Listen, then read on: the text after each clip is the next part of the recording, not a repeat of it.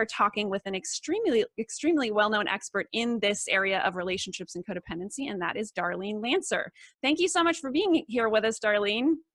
Oh, it's a pleasure. Thank you.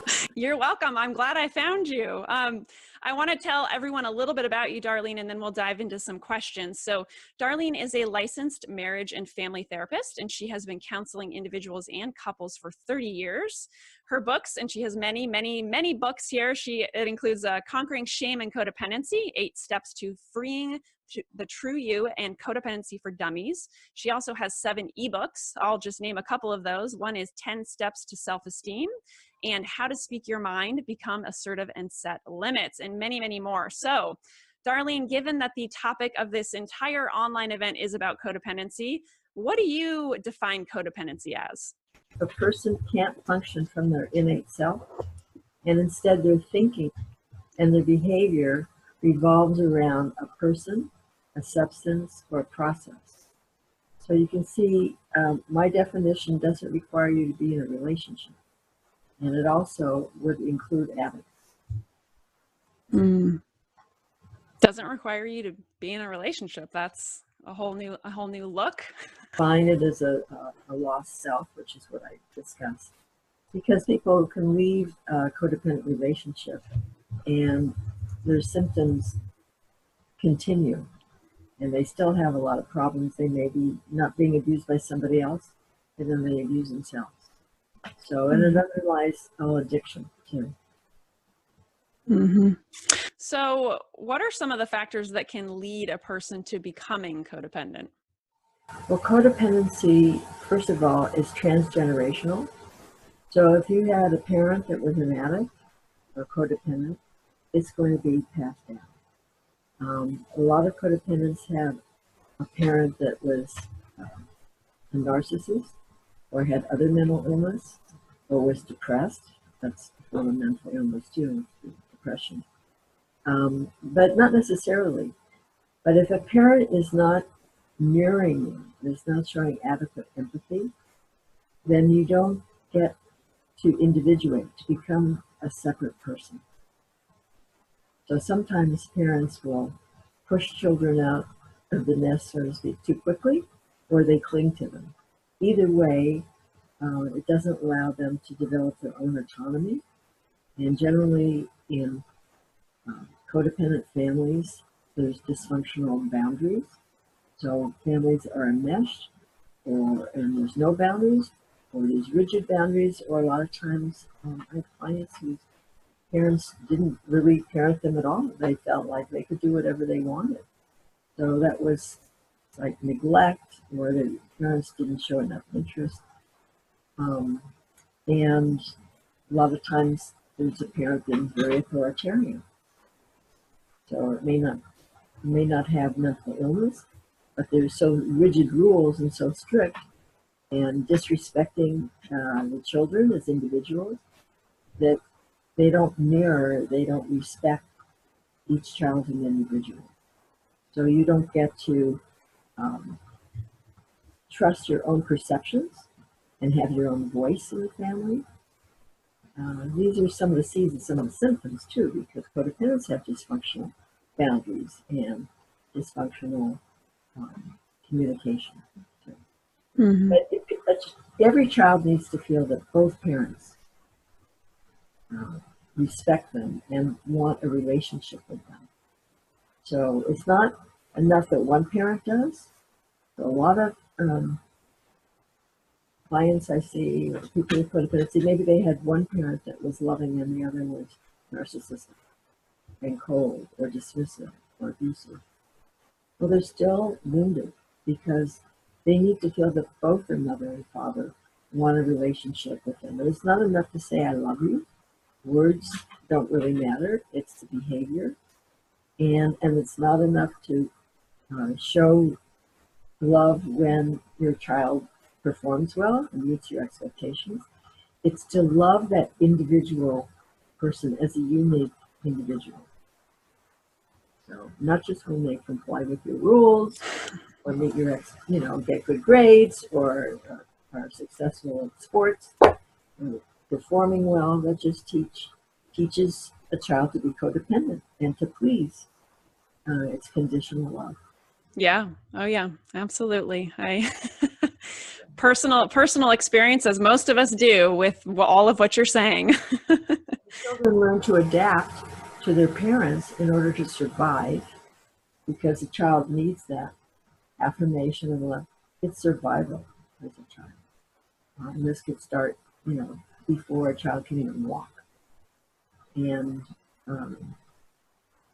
so then they continue that into adulthood. And they set up these ideals as to what it's going to mean to be accepted.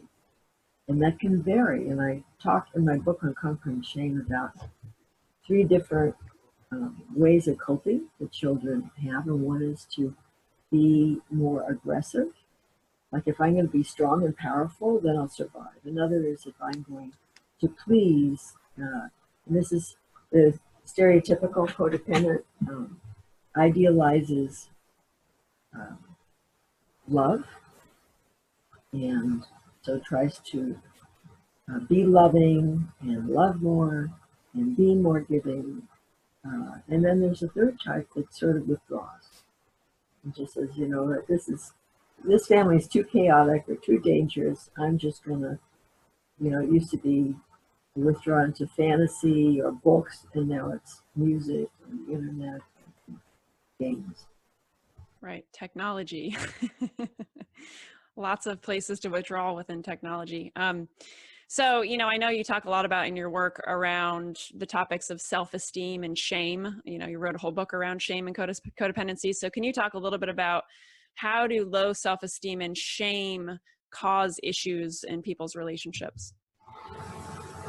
Well, the shame starts with that family that I described. So if a parent isn't respecting your needs, your feelings, your wants, and parents will, well-meaning parents can just say, oh, don't worry about that, or you shouldn't cry, or a lot of times they don't want their kids to talk back, so don't get angry, don't talk back. So children stifle their feelings and their needs if they're ignored. Could also be in a family where there's too many children. Not too many, but too many for the parents to handle, or we're just struggling to make ends meet. So then codependents start to deny them, and they feel shame around them. They don't want to ask for their needs or express a feeling that's going to be dismissed or put down, or told they shouldn't feel that. So that's one way of shame. Just if a parent gives you a look, it could be shame. So parents do this all the time in socializing children and disciplining them. But when it's very intense and acute, where they withdraw love or they're punishing, like withholding love for days, physical abuse, name calling, a lot of parents do that. Blaming, shaming their children, or blaming their children. Then it gets internalized. And then when, as an adult, when codependents get into a relationship, they still have this feeling of not being worthy of love. Many people have trouble receiving a compliment. So if you extrapolate that to love, if you can't receive a compliment, how are you going to receive someone to love you? And they continue to criticize themselves. Tyranny of the shoulds was coined by Karen Hornby. And I mentioned that in Codependency for Dummies. So all this breaks down their self-esteem, and then they don't have confidence. They maybe don't trust themselves or their perceptions. They're indecisive because of this shaming. And the other thing is, if you're trying to please, be loved. So they think that if someone loves me, then I'm lovable. It's kind of the reverse. If you love yourself, people will love you. There'll just be an attraction. But if you're always trying to please people, People don't like that, actually. They rather are drawn to someone who is themselves. So in a relationship, it causes a lot of dysfunctional communication because people can't say no. They can't set boundaries because they just want to not make waves and make sure they don't rock the boat so their partner will accept them. And I think that's going to make them love it. They may not even say anything if they're abused. So those are some of the ways that and intimacy becomes a problem because you can't really be intimate unless you can be assertive. And if you didn't learn that in your childhood, then you're afraid of speaking your truth. There are a lot of reasons, language and communication is learned. So most people come from a family where there was either parents were either too passive or too aggressive. Most of the time, it's one parent's passive, the other's aggressive. And that's the worst way to deal with it. Abuse, by the way, that's another different topic to talk about. But so when you can't say what you want, what you need, and how you feel, you're not going to be able to have a conversation that's going to be meaningful. You're not going to be able to solve problems. You're not going to be able to resolve conflict. So this causes tremendous problems in relationships that codependents have. And instead of saying no because they might feel anxious or fearful, and then they go along with things and then feel resentments. So these relationships that codependents have are really at the bottom of it. There's a lot of guilt and resentment. I know that a lot of people grow up with really, challenging childhoods. Maybe they have addict parents or alcoholics. That was my upbringing, and extremely codependent parents that they're modeling themselves after. And then there are some people who grow up in what seems like a very healthy normal, whatever that means, right?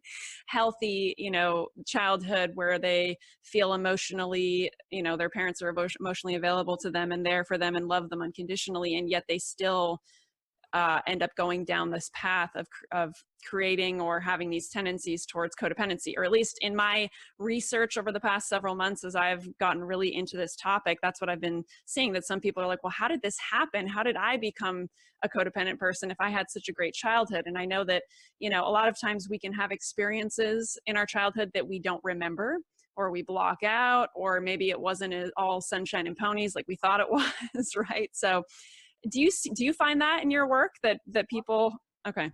When you say research, I'm wondering what is that research? Because if you just go on self-reporting, you're not going to get an accurate, you're not going to get an accurate reflection because a lot of people think their childhood was great. In fact, in the same family, you can ask two different siblings.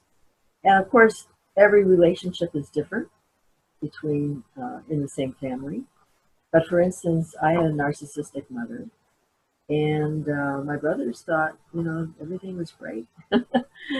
So she favored the boys, but that didn't stop her from being controlling and self-referential and, narcissist. So there were other problems which they would admit. But people do repress, and then they idealize their parents.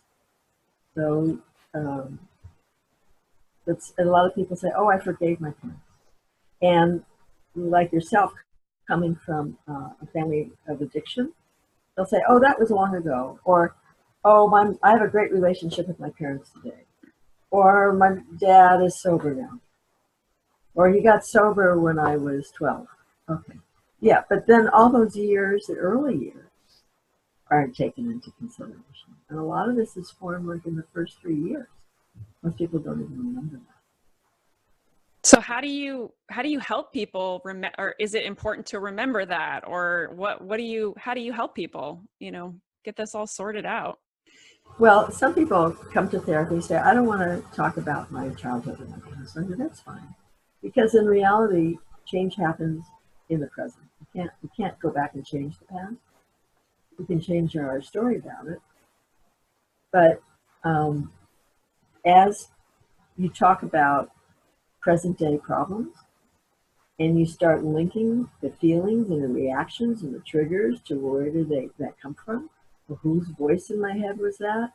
Or what does that remind me of? So, Darlene, in listening to some of your other interviews, I've heard you mention, and I'm not quoting you right now, so let me know if this is right. But you say something about like codependents.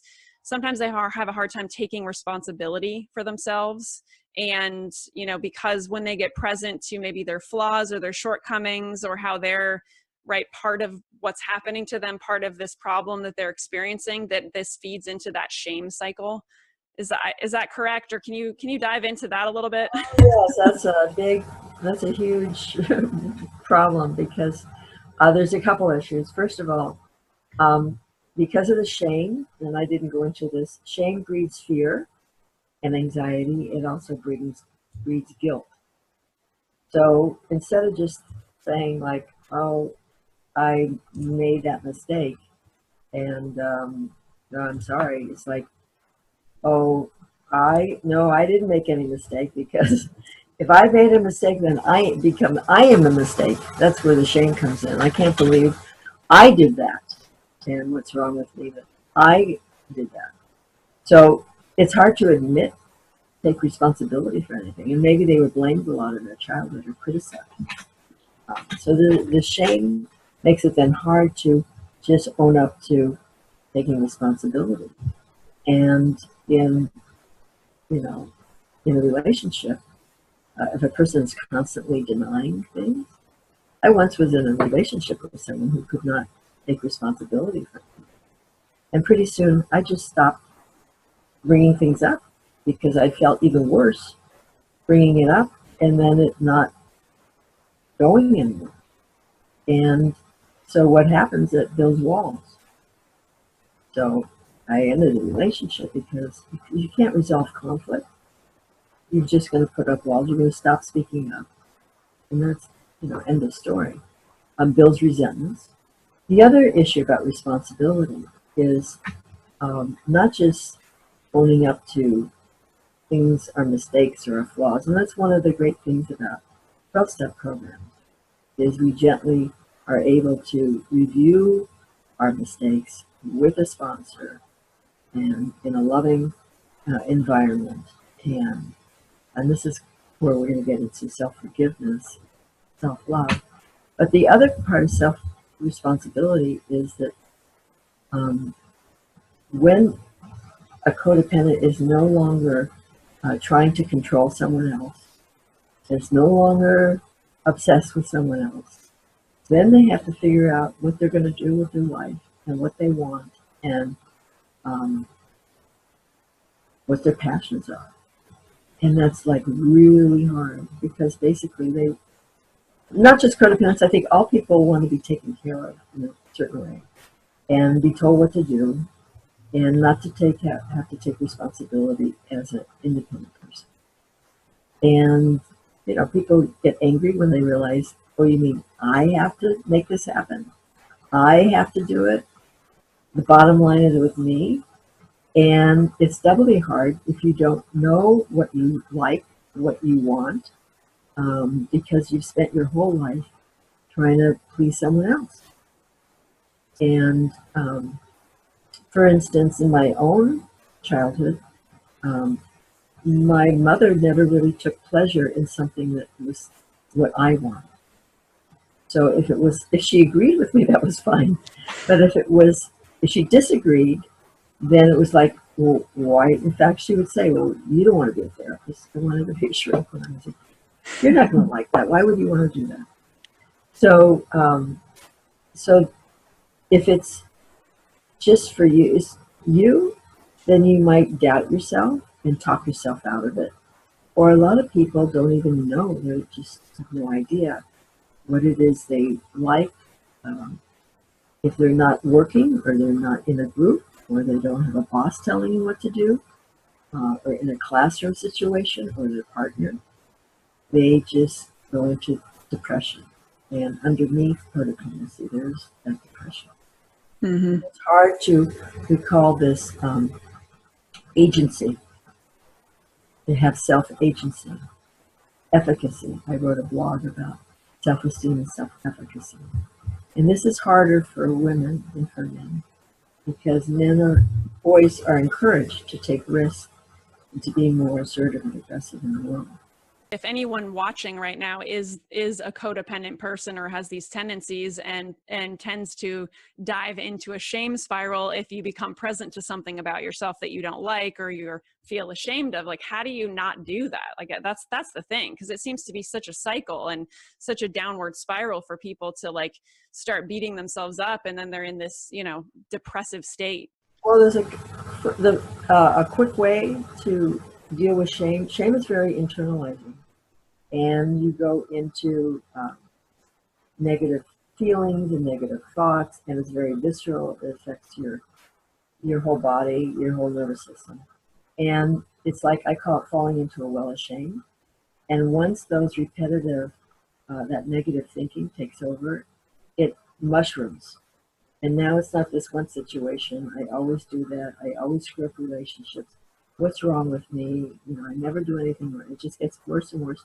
Pretty soon you're not only depressed and despairing, you're like, you feel hopeless. So you want to nip it in the bud. There's a couple things you can do. You could start to, the first thing actually is building awareness. So if you write down what you're thinking, so now you're starting to externalize it a little bit. And then what are you feeling? What are your body sensations? So you want to heighten your awareness around being able to even know that this is shame. Oh, this is the first step. Knowing that I'm feeling shame. Most people don't even realize it. Most people say, I don't have any shame. So, Right. I didn't know that I did, you know, many years ago. So first is identifying. You can't change something if it's an unconscious process. Okay, and then in my book, I give exercises on how to do this and conquer shame. And then you might want to link those thoughts or those feelings to, when did I feel this? What is there a memory of this time in the past? This is also linking to your child. I think it's important to do this to be able to build this witness state around shame. But another tool that you can use once that is established is to do the opposite. So instead of internalizing your thinking, is to externalize it. So get involved with an activity that's going to absorb your attention. Maybe playing with a child, a pet, even balancing your checkbook. Something creative would be great. Something I do with clients is I ask them to look out the window and tell me all the colors they see outside. Or look at a flower and tell me how many different colors they see. Get really interested in the flower. So just something to absorb your attention and externalize it, to cut off that rumination. Because the longer you're in it, it's like an addictive process. It's harder to get out of, and it could last for a month, you know, sure, days.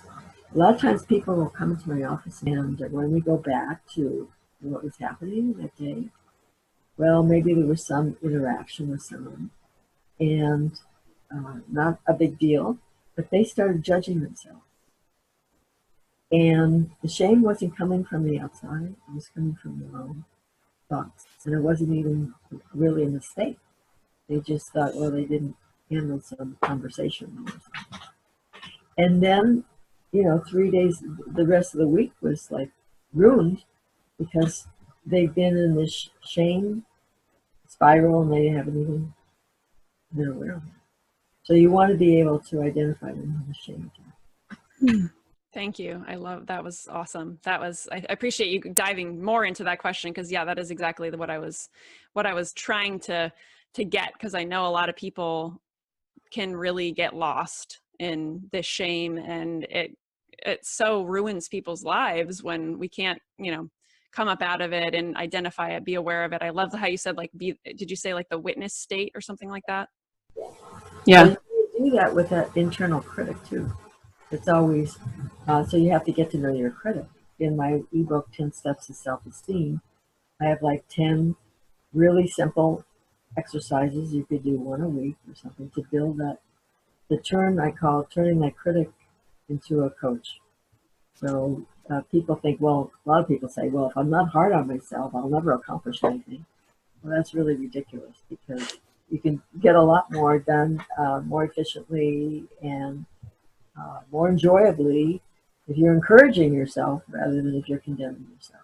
Thank you. Thank you for diving into that question. When I listened to you talk around that subject on another interview, I was like, this is something I want to dive in with Darlene about, because I think it's so important, Well, along those lines, the other thing codependents do is they apologize for things that aren't their fault. So let's say their partner is sad or something, and they start apologizing, and it has nothing to do with them. So, or you can't make someone, this is a boundary issue, you don't make somebody have their feelings. You could say that same thing to someone else, whatever it was you did or said, and they wouldn't have that reaction. So you're responsible for your words, not necessarily you can't say, well, you made me angry, you made me sad, you made me afraid. Mm-hmm. We're always filtering things through our own belief system and experience.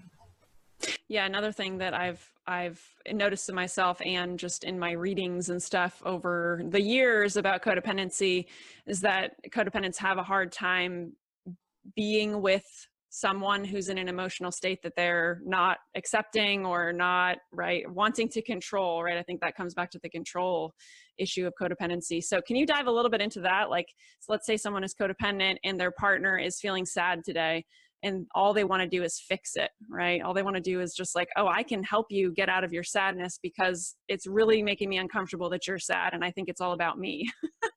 So do you know what I'm saying? Is that something that you see come up? It's a big issue, and I'm glad you brought up control, because that's also one of the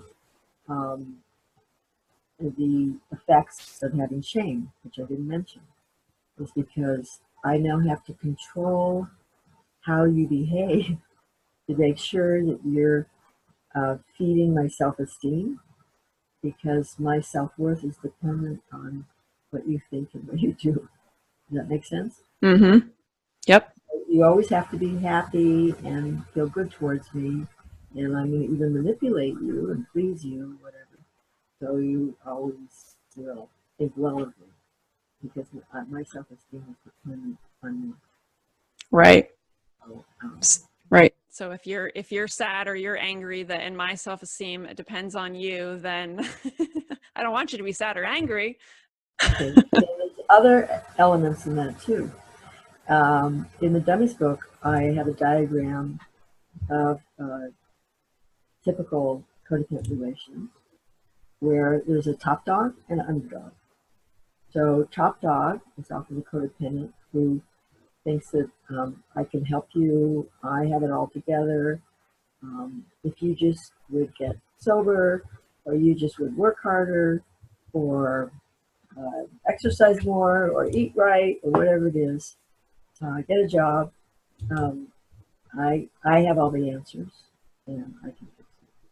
So it helps them to feel superior, and that helps with the shame. It also helps counteract shame because I don't have to be vulnerable. So I'm self-sufficient, and I have things together, and I don't have to look at my neediness or my vulnerability or my flaws. So I can be the top dog in a relationship. So then you have underdog, codependent, who feels loved when they get help and receive, and they feel like incompetence, and their shame is, what's wrong with me? I never can do anything, and they don't feel competent. So you have two versions, and sometimes they change roles. In one relationship, you're top dog, and the next one you're underdog, or on different subjects. So they maybe change those roles. But in a lot of codependent relationships, it's always the same. So one person's always the know-it-all, and the other is always in the doghouse.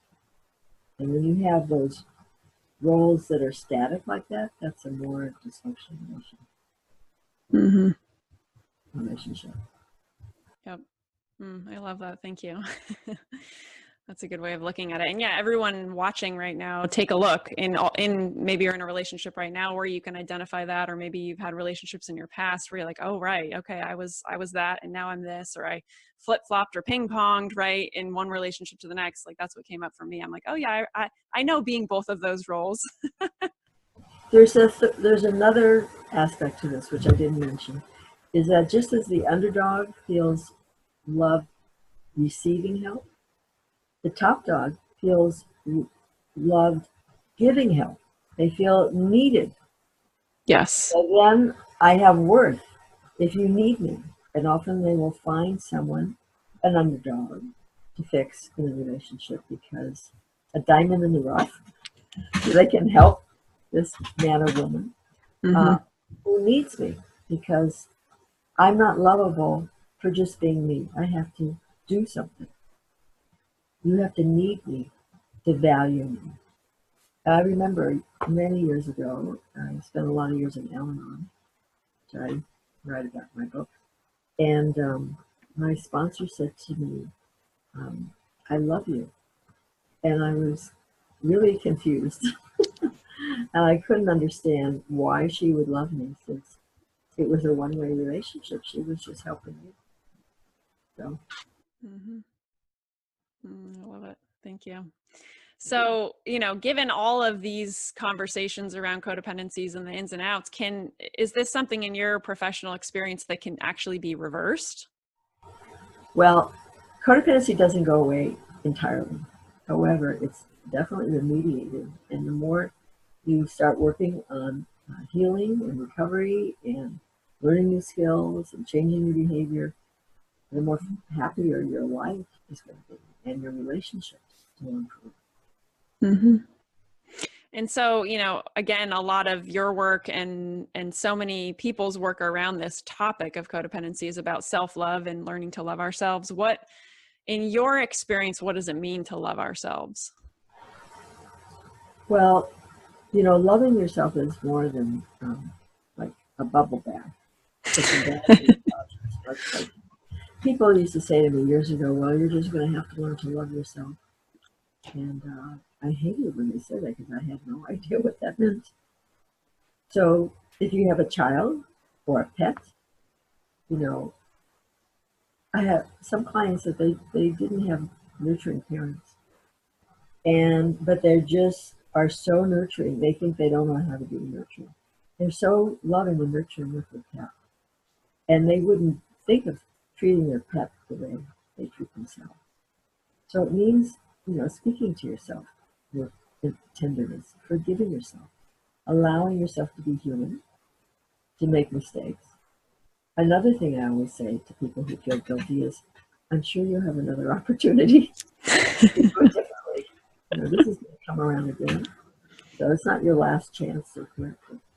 It means meeting your needs.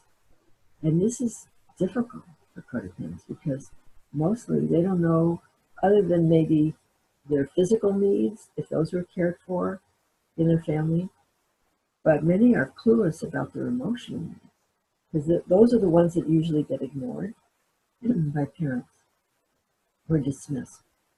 But it means being able to console yourself and have some self-discipline and recovery. To extrapolate on your question about recovery, it means learning to be authentic.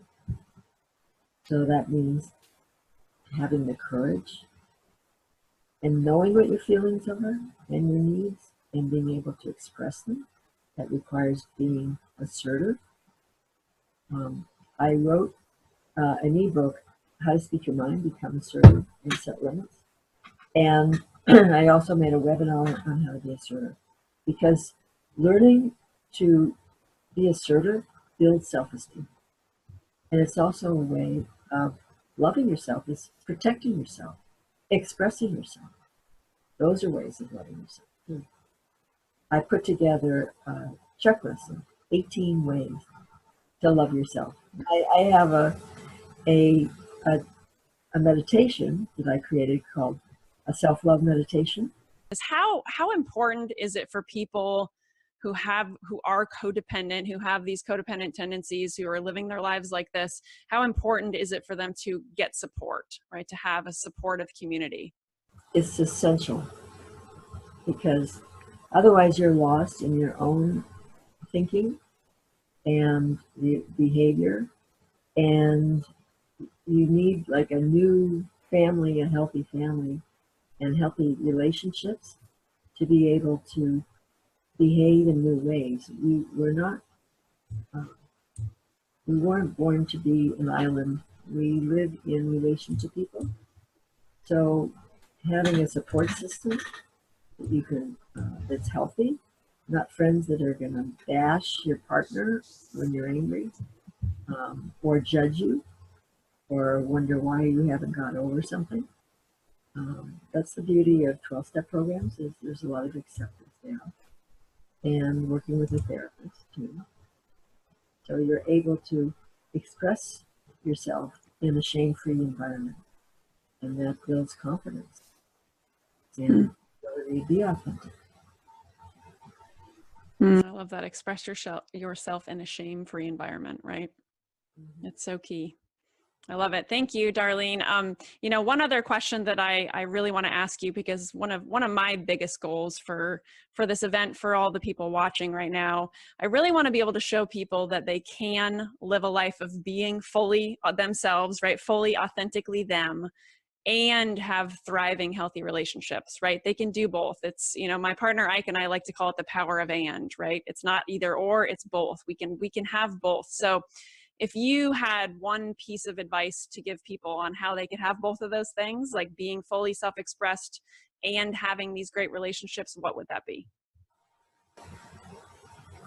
Well, I don't see them as mutually exclusive. So the question kind of baffles me because a healthy relationship, your partner is going to want you to be yourself. So instead of thinking of a relationship, a lot of codependents think of maybe this is where your question comes from. Think of a relationship as limited because their partner doesn't want them to do things alone, uh, discounts their hobbies or their professional interests. So, but in a healthy relationship, there's time to do stuff on your own and to see your friends and to work. And your partner will be supportive of that. And if there's ways which it conflicts, then you problem solve. You have good negotiations. A relationship is give and take, but a healthy relationship with both partners have self-esteem. That's the key. So you don't feel threatened by someone else's independence. Mm. In the Dummies book, I talk about 5 levels of individuation. So the more you individuate and become a whole person, the healthier your relationships will be, and the more you'll be able to express yourself. But some people start out where they can't be alone and they can't be in a relationship. Either one, they either feel too smothered or they feel too lonely, terrified, abandoned, being alone. That's on your lowest level. And then there's people that feel either so enmeshed or controlled, or they feel like there's this tug of war and they fight about it all the time. And then there's a third level where they maybe have these conflicts, but then they can sort things out and they can take responsibility, give the other person space, And then there's a higher level where there's less conflict. In fact, when you're away from someone, you still feel connected. And when you're close, you don't feel enmeshed or smothered. You retain, no matter how close you are, you still retain your individuality. And then you actually, it's paradoxical. It allows for more intimacy. So the more autonomous you are, the more you can get close because you're no longer afraid of shame. You're no longer think someone's going to control you or smother you. And you don't feel responsible for their feelings. So it allows you to get even closer. You totally answered that question. Thank you. I appreciate that. That was good. I appreciate that, diving into that balance and how you ended. That's great. Are there any last insights you want to leave everyone with before we hop off, Darlene? You have just about every moment, every day is an opportunity to love yourself or not. To listen to your feelings and honor them, or how you make choices. If you don't keep commitments to yourself, you're abandoning yourself. The way you talk to yourself. Are you scolding? Are you forgiving? Are you encouraging?